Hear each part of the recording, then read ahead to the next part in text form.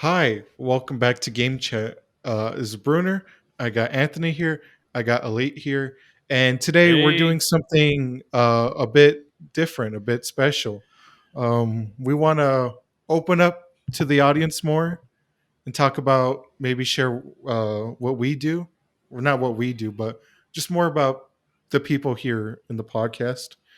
And so, just a little bit warning this is going to be a bit visual. So, if you want to see what we're talking about or what we're showing on the episode, check us out on YouTube. Or and then also if you have Spotify, you'll be able to see. But check us out on YouTube at Game Chat. And also check us out on the socials, Instagram at Game Chat Pod. Give us a follow. But today, what we're doing is we on the podcast we actually some of us do a bit of collecting of certain items, nothing too crazy, nothing too weird, but some normal hobbies, and we wanted to share with the listeners and the viewers you know our collections. So Elite's gonna start first. Elite, what is it that you collect? I collect records, and I collect records. Comics is really the two things that I collect a lot of. But I'm going to talk about my record collection today. Which is a pretty awesome Very one cool. nowadays. Classic, but Yeah. Well, it's making a huge comeback. I just saw that's really cool. I watch a lot of YouTube videos from other collectors and whatnot, and so just in reality is I really kind of got back into it probably about two Christmases ago, maybe 3 Christmases ago. Karen bought me a turntable. I used to have a massive record collection. When I say massive, we're talking thousands of records. And I got rid of it all to went to CD. And then I kind of was really just like the fact of, for me, a record is really kind of a, what's the word I want to use? It's like a piece of art. One, it's the best way you actually can listen to something, because when they record in a recording studio, they're recording to vinyl. The masters are vinyl.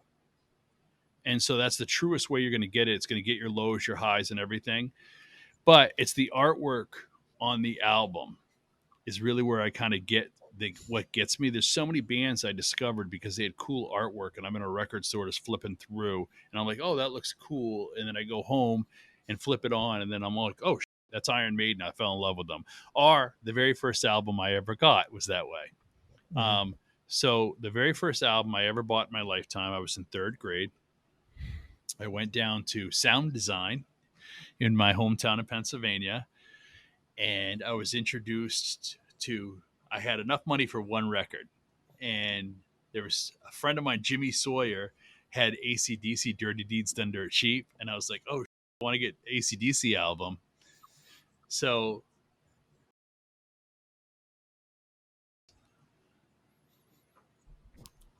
that's clean. and And that's what is it? Kiss Alive. That's Kiss Alive. And this album changed my life. I bought it because the way they were dressed on the album and the fire shooting out, and et cetera, so forth. This started my journey in music. Now, people that know me know that my biggest passion in life is music. That's I love music. And this is the one that started it all for me, this very album. I've had this album since the third grade. This came out in 1975. I was not in third grade in 75. So, but I've had this album. I had to go back and get AC/DC the following week when I had more allowance money, just for fun fact.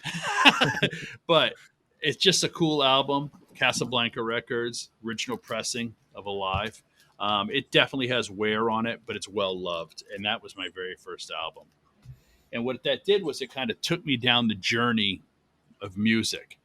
And for a long period of time, I was really kind of more into like heavier music, I guess is the best way to kind of say it.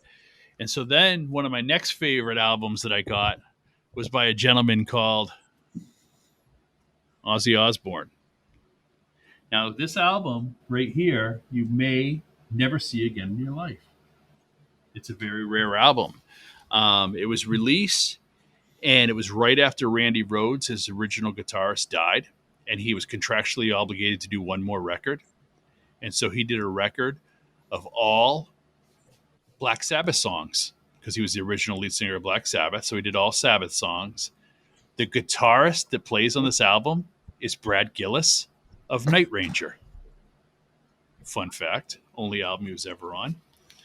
Very cool. And this is what I love about records. You get the fold outs and just the crazy artwork and just like the craziness of it. So pretty cool. Jet Records. Again, not an extremely common record to find. If you do, you're paying $60-$70. As you can see from the ringwear, another one I've had since 1980.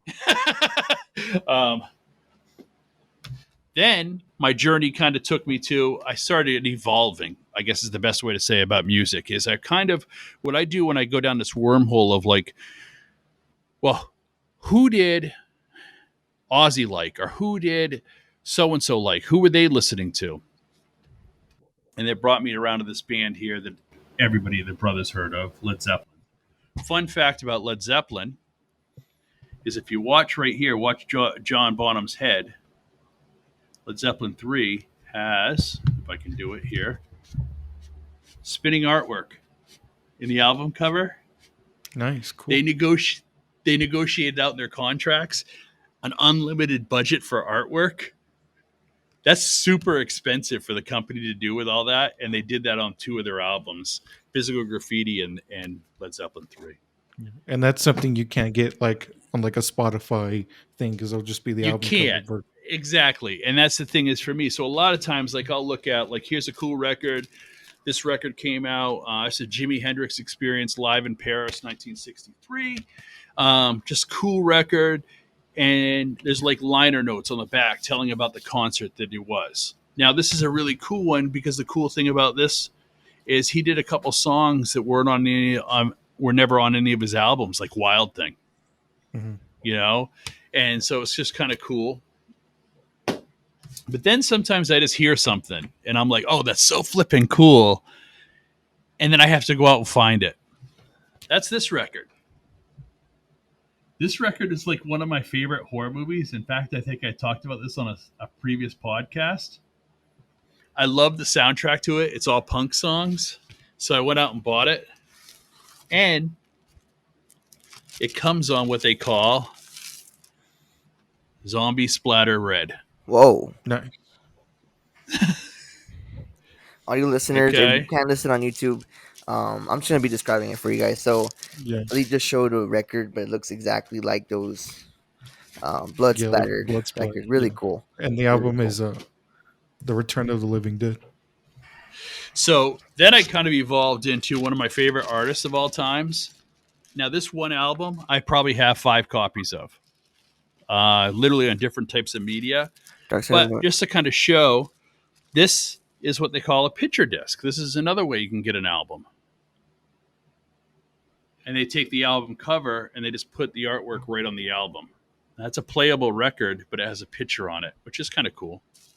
Not super uncommon, but it's still kind of cool. And that one album, Purple Rain, I probably got, like I said, at least 5 copies between CDs and Now, you Lee, name it. you got albums, the galore. Quite, I guess the question someone out there is asking is, do you have a Christmas album, Halloween album? I have you got the Monster albums- Mash in there. No. But what I do is, so I'm kind of weird. Like I go get things like, I go to record stores a lot. And so like I'll see something and I'll be like, oh, I want that. So it starts out usually with either a band or a song. Okay. So like this next one I have, it's a good lead in. That looks like an ordinary record. This is what they call a 12-inch single, very common with DJs. That's who used to use these because they're very easy to scratch with. This is the 12-inch single for You Spin Me Round. Oh, and Chipmunks, yeah. You spin me right round, baby. Right? I just love that one. I just love that one song by them, Dead or Alive. Not a big fan of the rest of the songs. So I went and got this, had this imported in from the UK. And it's got one side has a DJ mix. It's an extended version. And then the other side is the regular radio version. So you can get a single that way. Or you can get a single that way. This is the Which is stereotypical, what most people, this is called a 45. Now, this plays at 45 RPMs, 45 times around per minute. This still plays at 33. Okay. This 33 is going to have better sound than the 45, in my opinion. Now, some people say 45s is the truest sound. Okay. Now, what's funny is when you look at 45s, you see this like plain generic version piece of shit. That's called company stock. That's how they come in America. That's when you buy a 45, they come in this paper sleeve that scratches the shit out of your record, but it is what it is. Now, when you buy them overseas, so shout out to my daughter. My daughter just came back from Paris, France, and she went to a record store, and she knows I love records. So she was like, I'm going to buy my dad some records while I'm in Paris. And she bought me some 45s of Parisian artists, like French artists. I don't know who they are. I listen to them. It's not really my cup of tea, but it's really just cool to have in my collection. They're very famous about putting pictures and like artwork on their 45s as opposed to like what we do. Okay. So they're very much about like, you see the artist, color, et cetera, so beautiful. forth, and they have like writing on them as opposed way more art. Now, it's kind of ironic. Back in the day, in the early punk days, that's the way punk guys did it. So this one record right here, have you guys ever heard of a band called the Misfits? Yeah. Okay. Kind of a big punk band, heavily influenced Metallica. This is their very first recording ever. There's only 50 of these in existence. Wow. Shit. And there's one in my hand. Proof. And they didn't even label them. It's labelless. So when they put it on, it's kind of a you don't know which side, but you'll figure it out. And so they did artwork, and then they also were one of the first ones to kind of do colored vinyl. Cool. So you get some green vinyl. So that's kind of cool. They did that. That's one of theirs. That's another band. I mean, there's all sorts of, and this is like cool fun fact. Here's a Prince album, 1999. I love to point this out to people. This album cover was banned for a while. If you look at the one, does it remind you of anything? Shrooms? Yeah. No, that's a penis. That's a shroom here. So that got banned. But I mean, that's a cool album. But my all time, if I had to take one island album, this is my favorite American band ever, the Grateful Dead, and this is my favorite album ever by them, American Beauty. This is played in my house. I probably have 7 copies of this. I listen to this at least twice a week. In fact, when I die, there's a song on here that's going to be played at my funeral. It's written in my will. This is my favorite album of all time. That is the Beatles Revolver album. This album is the album I personally believe that is the greatest Beatles album ever made. And that's my favorite album. And the most expensive album I have is that. And that's George Harrison. Yeah. All Things Must Pass. That's got 5 albums in it. This is last time I saw this on Discogs. This is a $350 album. The original, I have the original Apple pressing of it, so you can get newer versions and repress from other companies that aren't quite as much, but you know. And then I also went into like I have CDs. I have a shitload of CDs. There's some Iron Maiden. There's a really cool band from Germany. Brunner should listen to Halloween, German metal band. Get back to your German roots. Happy 4th of July. Happy 4th of July. But yeah. Yeah. Oh. And then I also collect magazines. Anna bought me a couple French magazines while she was over there. Some Beatles magazine that had the Beatles in it from 1965. Yeah, so that's. I mean, literally, I could talk about it for hours. Yeah. Can I ask you something? Another 500. Even if you don't have it with you now, do you remember your least favorite album you bought? Like, oh, I could have done without this. Oh, dude, I got it right here. I'll go grab it. I bought this album for 2 songs. This is the only way to get one Prince song and one Bruce Springsteen song. And it is We Are the World. That's a clip right there. Yeah, the original one. The original We Creepy Are the album World. And I bought that. Well, I mean, it's not all in all bad, but I mean, when I look at it, I'm kind of famous for that. I have another one called No Nukes I bought just because it had some Bruce Springsteen songs on it. And yeah, but yes, that's probably my least favorite. So all your listeners, Lee got a hell of a collection. Probably more than what total? Yeah. I don't know. I haven't really counted. My old collection was impressive. This one is just starting out. Give me a year. Give me 2 years. I'll be back there. We'll definitely have to come back. It's Because we collect more stuff. Everybody here. The biggest thing with these is what people don't realize with a record is they're heavy when you start putting them together. So you have to have really like special bookcases for them, and they take up a lot of space. So that's the biggest reason why I originally got rid of them is I got sick and tired of moving them around because I was still in an apartment living at that point. So it was kind of like moving them from apartment to apartment sucked because I used to have to crate them up and move them, and it just sucked. Yeah. Do you have any interesting finds? Any interesting stories with any? You know, I always kind of find interesting ones. I just found a really cool Grateful Dead. Oh, actually, this one right here. This Police album. Interesting story about Police. So you're going to see yellow, blue, red. There's 36 alternate covers to the Synchronicity album. There's 36 different covers. Now I know people who have all 36 covers. That's crazy. Okay. Now I found this album at a swap meet, original pressing, pulled it out. I got this album, believe it or not, for $1.25. Nice. And when I pull it open, it also is weird because it opens at the top. It's flawless. See how that side is black? And that side's white. This album is worth actually about $45, and I got it for $1.25. I mean, I got a couple like that. Biggest thing when you go scurrying around is like you have to kind of look for water damage on them. This one has a little bit of a smell to it, but I'm okay with it. I can live with it. The one thing I can't live with is if a smoker had them. I have a really hard time if smokers, because it just gets in the paper and there's nothing you can do about getting rid of it.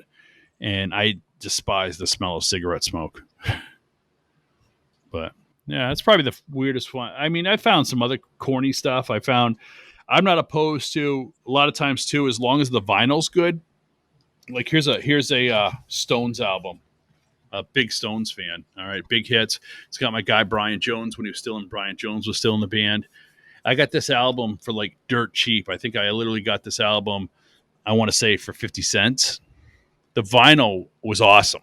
The vinyl's in great shape, but you can kind of see it's all chewed up on the spine.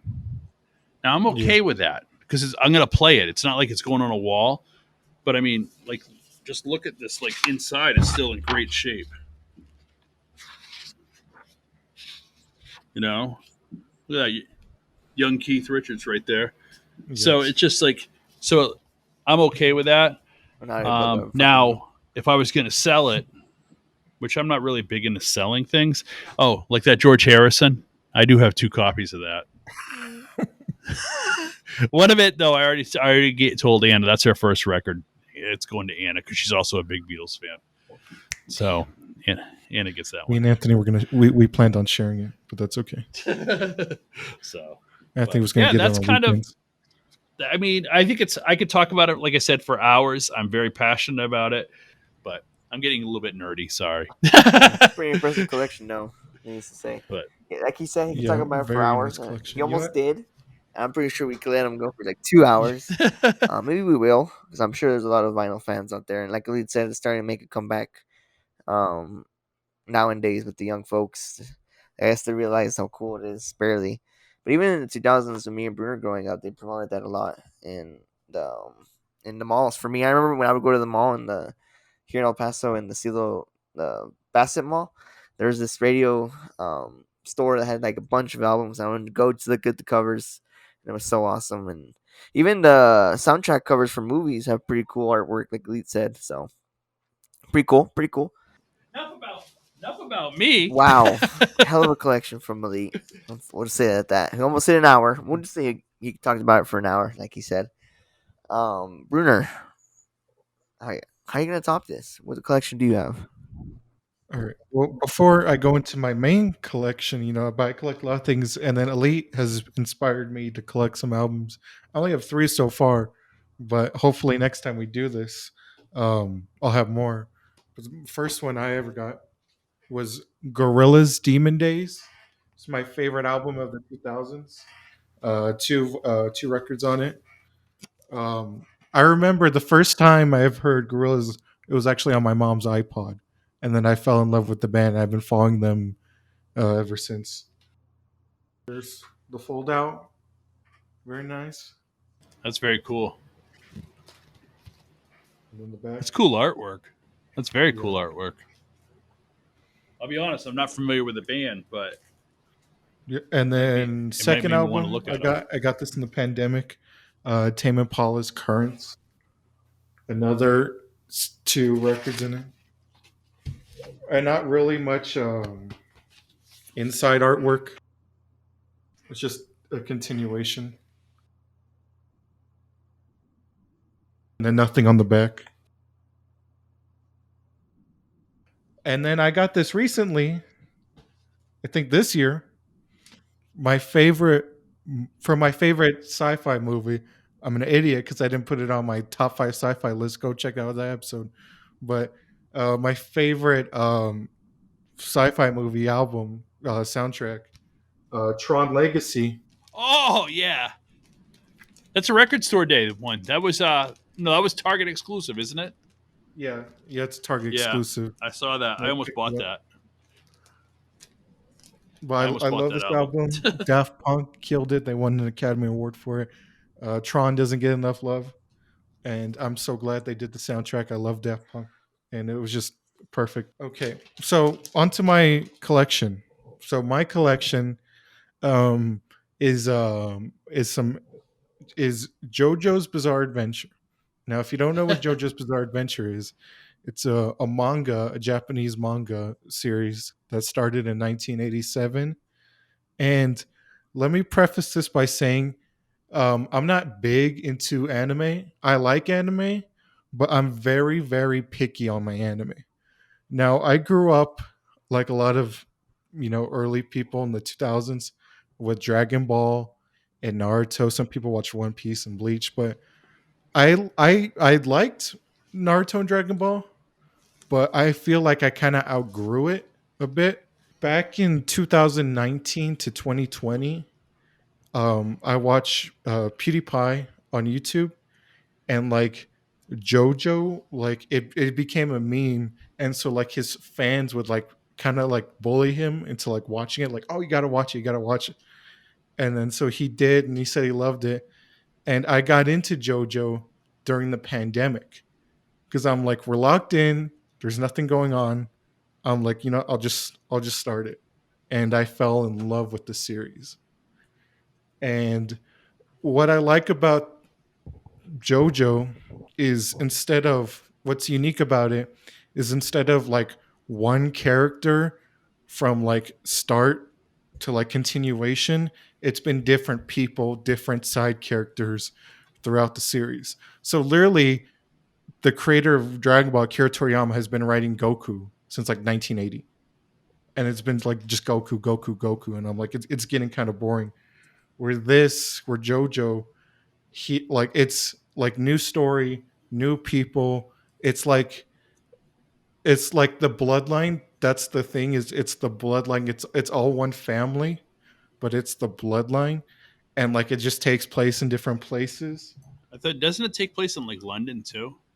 Yeah, so the very first one that came out, called Phantom Blood, it followed Jonathan Joestar, and it took place in 19th century London, and it was kind of a big thing, like to have a non-Japanese person in a manga, but it became popular, and the whole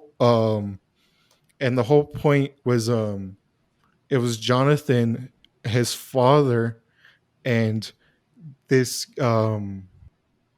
it's hard to explain, but so when Jonathan was a baby, his mother died in a horse carriage accident, and then the main antagonist through the series, Dio, his father saw this, and he's like, "Oh, I'm gonna go, like take this rich guy's stuff because the Joestar family is wealthy." And then like the dad's like, "Oh, you've come to save me." And then he's like, "I'll never forget this act of kindness." And he's like, "If you need anything in the future, let me know." And then so the guy, the thief, his name was Dario Brando, and he has a son named Dio. And then Dario was dying, and he's like, "Dio, I'm going to send you to the Joestars, this rich family." And then Dio is evil; he's pure evil. And then he's like, "I'm going to kill." He's like, "I'm going to gain the trust of the Joestar family, and then I'm going to kill what you call it. I'm going to make the son unlikable, and then I'm going to take the fortune." And then Jonathan gets wind of this plan, and then like it's weird. Dio.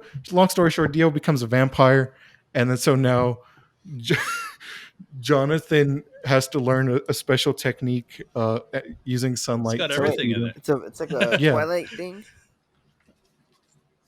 it's not Twilight because I'm it's Team actually Werewolf. Oh, sorry. no, it's actually It's actually cool cool.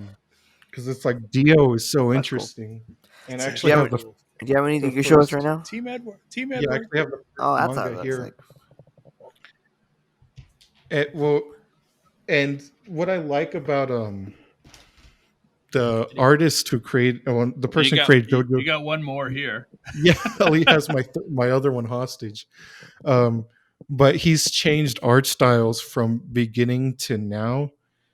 Like, but anyway, and then so that's part one, and then part two follows um the grandson of Jonathan, Joseph, and then it goes deep into the exploration of what created the vampires of Stone Mask, and then it goes into part three, which Elite has, and it changed. Part three changed everything because now they have these like things called stands, and it sounds a little boring when I'm explaining it, but like it's these like things. It's this manifestation of life, like of your soul and your life energy, and it's like, and then you fight, and then so Dio comes back from part one when we thought he killed him. He comes back, and then part four. So there's 8 parts right now. I think if I continue explaining, it's going to keep getting boring.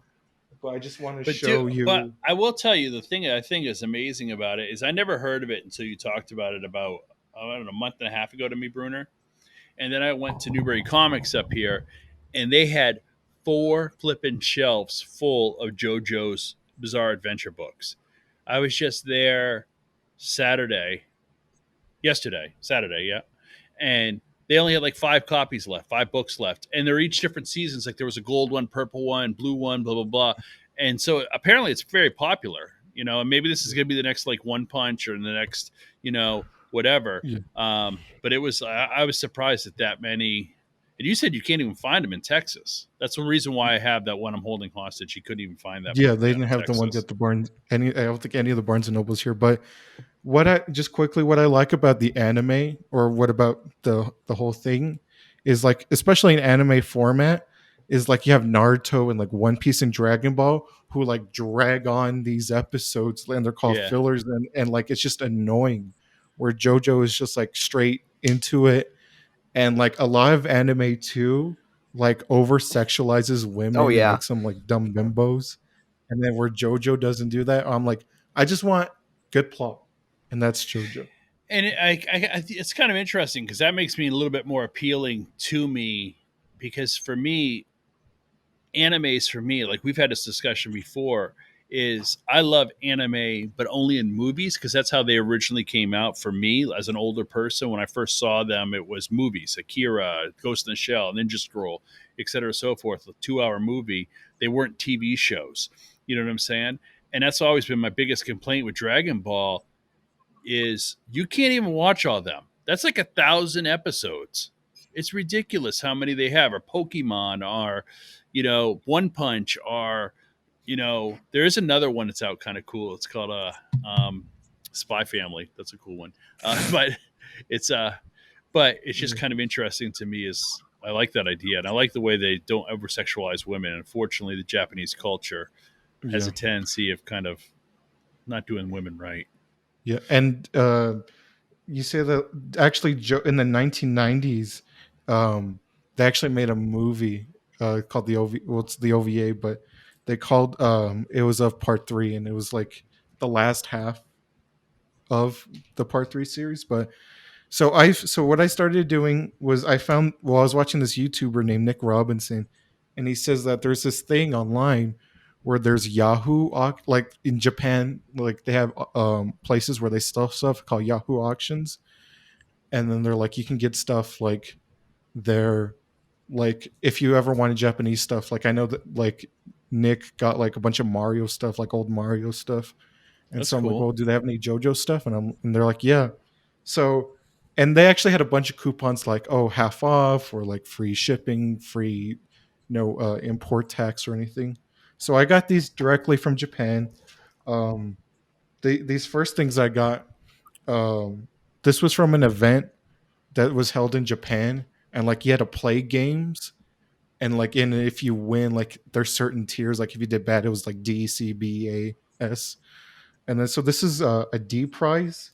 It's a Polaroid from the show. If you watch part three, actually he takes a picture of them hanging out, and then this is it actually physically. And then from part Cool. four, um, they That is have very cool. there's a manga artist, and then so here's a notebook of this manga.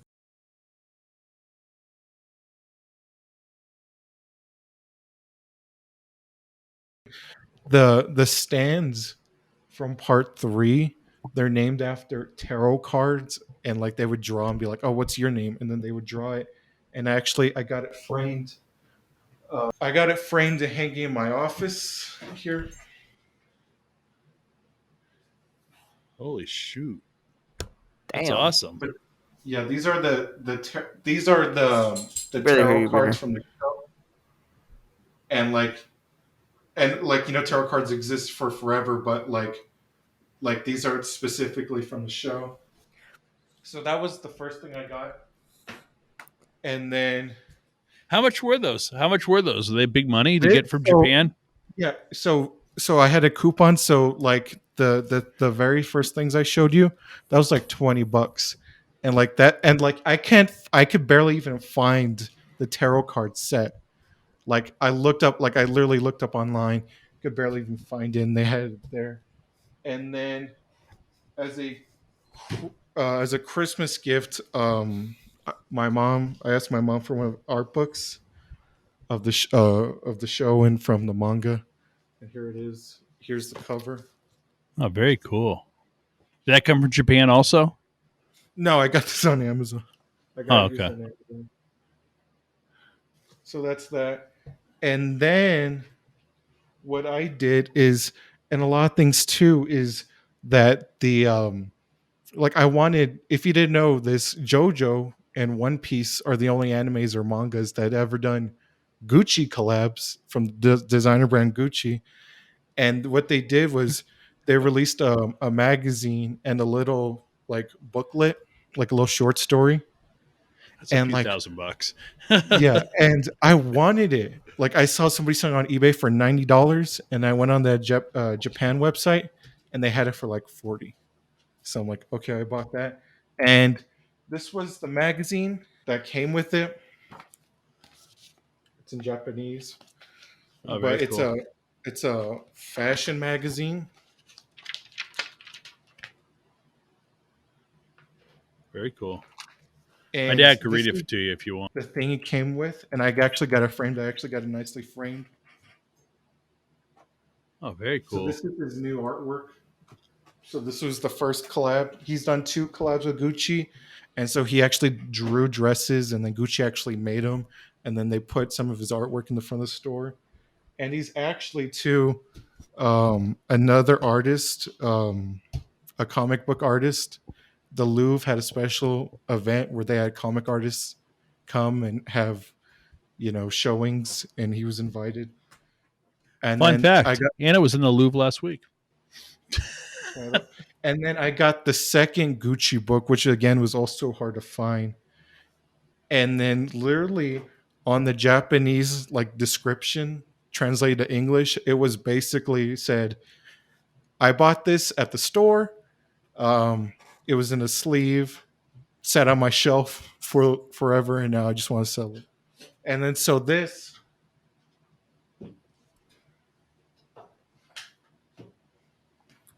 is the second magazine. I have these sitting on my coffee table at home. This is actually pretty mint because it was literally in a plastic and just sat on the shelf. And then this, I actually got this one other frame. This is the girl on Man, the you're cover. king of the frames, man. You frame everything. And the frames look like they're like Hey. come from the mansion of like the rich guy. I know it, dude. He's 1800s. like, what the hell, man? My So shit the has girl no on the frames. cover- It's got like I know, fucking poster putty on I the was about back. to- You know what I'm saying? You put tape on the corner. That's it. You just put tape in the. That's right. So the girl on the cover is the protagonist of Part 6, Jolene. That's awesome. So there's which is the daughter of the guy you have over there, Elite. You gonna put it? And You gonna then- put that right next to your oil paintings? Yeah. This is art. And then Self portraits. and then there's another YouTuber who collects JoJo stuff, and I wanted to get some of his stuff. And then so here's one. And a fun fact about JoJo is a lot of the characters, like the stand characters, they're named after bands. So you have the Grateful Dead, or like Yes. a Dirty Deeds Done Dirt Cheap. You have Red Hot Chili Pepper. You have I can't think, I'm blanking, but and then but I mean it's just named after albums. And then here's the first one I got. Here's here's Cream Cream broke. from Part 3. That's awesome. and he opens up. Oh, you can hide things in them. Put your cookies in there. Weed.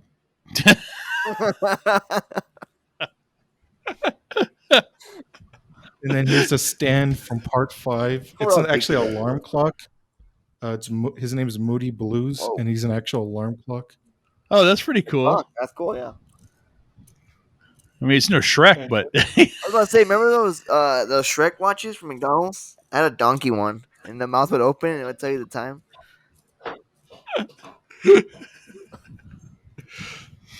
And my Shrek in then the back. I got Right there. I see him. this thing Right there, from here. Part 4. Stray Cat. It's a plant stand. It's an evil plant. Nice. That's awesome. And they call him Stray Cat, like the Stray Cats. Yeah, because he was a cat who had the abilities of a stand, and then they kill him and they bury him, and then he came back as a plant. That's pretty cool. And so he's there. And then I got these guys. So in Part 6, the villain can turn your can like basically turn your memories and your like stand ability into discs. And then so that was a big plot in so I have one of them, and it's that's pretty it's cool. the video game soundtrack and they're re-releasing it, but here it is sealed. And then in Part 3, there's a gambler villain that they meet, and his name is Darby, and like he cheats, like he's like, oh, I'll bet you your soul, like play any game, but he always like finds a way to cheat. And then so I have his gambling set, which includes cards and poker chips. That's pretty cool. And then before I go into my favorite stuff, I actually met this girl online, and she draws JoJo, so I had her commission some for me. So here's the first protagonist from part one, Jonathan. The JoJo doing Very the "You cool. Can't See Me." My favorite character, he's from part three. Is Jotaro. Oh, That's dude, the guy. he's like on the album. Yeah, I mean, he's Yeah, on the that's the cover guy here. we have. Yeah, he's doing it right here. That's him. Yeah. He's doing the finger pointing. Hey, make me want to read JoJo's. Yeah, you should definitely watch the anime. And then here's part six, Jotaro's daughter. The guy just showed. What's the anime on? Netflix, Crunchyroll, wherever. It's mainly on Netflix too. And then these two are my favorite because like these are super expensive and I got them pretty cheap. Um, these are Ooh. the stands. This is the villain stand from part three. This is Dio stand. It's called The World. And if audio listeners, you can't see it, but he's actually propelled up because every time there's like a villain or like something evil's about to happen, like the katakana show up, and so he's being propelled up by the katakana. And so I have him holding my bookshelf along with this guy.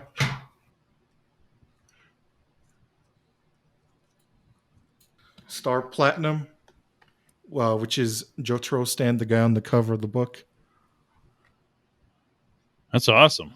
That's cool. That's really And he's cool. huge. I thought like, yeah, these together are like 500, and I Jesus. paid like 120 for them. Yeah, because they're ridiculous. And then I got this guy from part three, the dog, Iggy. And I couldn't find this guy forever. I found him one time. But if I were to go on eBay, he's like $90. That guy's cool. And I found him on Buyee for 40, and I bought him. And like the things I showed you, they all came in the original box. So I just took him out, but I got the boxes in storage. But one thing about him is he likes coffee flavored gum. And so this is a gum dispenser, and I actually put gum in there. Oh, that's funny. Is it coffee flavored? No. Huh. Let's And get you some then- coffee flavored gum. And then I got the mangas. I have part 1 and 2 right here. Fucking huge. Dude, And those then things there's are that's the issue with those things is like Yeah, so Anna collects certain, so she does Spy Family. She does like three different ones. Assassin's Classroom or something like that. They're freaking they take up space, man. It's like they take up a lot of space, those books, you know what I'm saying? And it's just like that's the only thing. It's kind of like at least a comic book's like this thick. You know what I'm saying? But those mangas, they're thick, man. That's And a pretty then- impressive collection you got, Brunner. I'm yeah, and impressed. there's still more stuff. Good But job. just getting to the final thing. Also, this thing's 10 years old because JoJo just had its 35th anniversary. But this Damn, was you could from buy its beer. 25th anniversary. I saw this thing, like literally just this little book, $60, and it originally came with this guy. And like I think this is you would buy this at like a grocery store, like how they have magazines on display. Yeah. And then so this is because it has the first part of the newest one, part 8. Like it has a chapter of it right here. And it also has like other mangas in it, but like here's some of part 8. Crazy. Yeah. But what I love about this book right here was in celebration of JoJo, like the Shonen Jump got other big manga artists to draw some of their characters. So like here's this one right here from a little anime called Naruto. Anthony knows that from Fortnite. Right here. So that's the guy who created Naruto drew this, and it's one of the JoJo characters. And then here's Bleach on the side, another one. And then here's from Yu-Gi-Oh. This one's one of my favorites right here. The guy who created Yu-Gi-Oh did this one. And then here's another one from another indie artist. I don't know if you heard it for Dragon Ball. The guy who created Dragon Ball drew one. So that's why I love this book. And then literally somebody wanted like $90 just for this little book when I found it cheaper with the original huge book Nice. that came with it. But Nice. That's yeah, still that's my collection.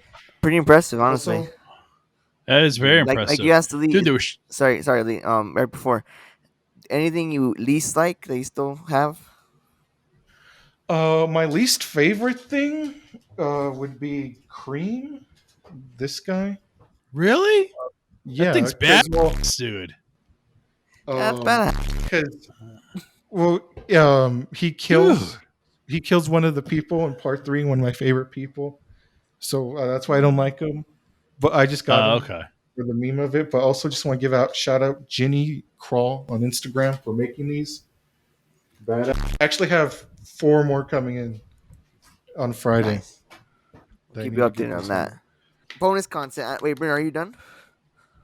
Yeah, that's all my stuff. That's bonus content. So I don't have a collection with me. I have a DVD collection, but some of it's in storage, so I can't show you all of it. But I do have the original lightsabers that me and my older brother Josh would play as kids. So I do want to share that. This is Joshua's. What's cool about these, which I loved, where you could put them in and out. Right, the plastic in these were meant to hit each other, so it's a little bit more harder. And you can see it's Anakin's lightsaber, but green. So we thought that was pretty cool. Were they spring loaded? Yeah, spring like loaded. shootout. You would press the button down right here. I'm sorry, right here. It would just pop That's up pretty right cool. here. So this is Joshua. And what I like about this too is you could put it on your belt because it had this, so it looked like you were carrying it.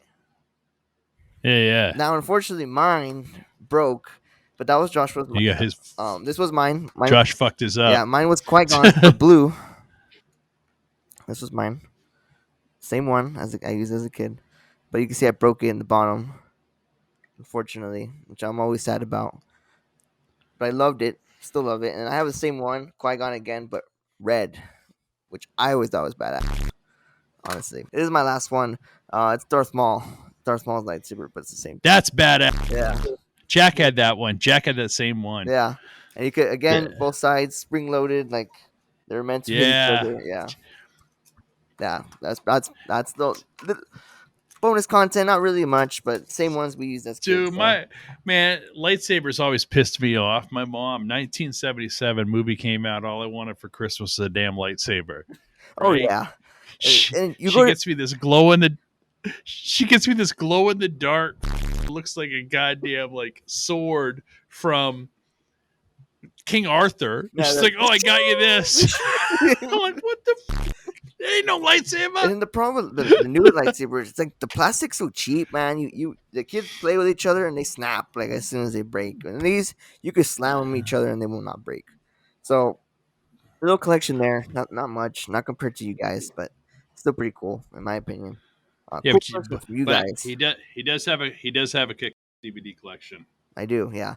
Just to point that out. I just got. I wish I could show you guys. It's over there, but Dark Knight trilogy. Just got it right now, all 3 with the badass cover. We'll put the picture up. I'll show Brunner. But yeah, maybe when I have all my DVDs, we'll do a part 2 to this. Maybe like within a couple months, Christmas time or Halloween time, we could do something like that. But hell of a collection for both of you guys. Props to you guys. Let us know what you guys collect though. Check out the social medias. Brunner's edits are doing amazingly. So thank you for those random likes. Like always, thank you guys for always watching. Thank you, boys, for showing off your collections and dusting them off. And thank you, listeners that went over to the YouTube to watch us. Appreciate that. Be sure to leave a like because Brunner works hard editing them. And anything else you guys want to say? No, I think it's good. Have a good night, everybody. Talk to you next week. Later.